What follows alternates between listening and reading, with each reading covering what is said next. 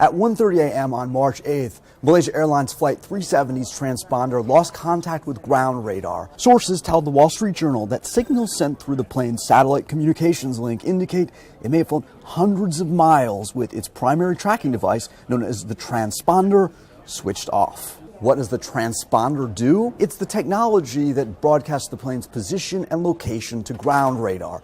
It can also be used by the pilot to send a code signaling a hijacking or some other emergency. A dial allows the pilot to switch it into standby position, which means the flight is no longer identified to controllers on the ground. What happened to the transponder on the missing Air Malaysia flight? What we know is that it stopped transmitting here. But if, as U.S. investigators suspect, the engine kept running for about 4 hours after that point, that means the plane could have traveled an additional 2,200 nautical miles. Why would a transponder fail or get switched off? One, a mid-air catastrophe that destroys the plane, like, for example, an explosion or collision. Two, a total onboard electrical failure on the plane. Three, an equipment malfunction.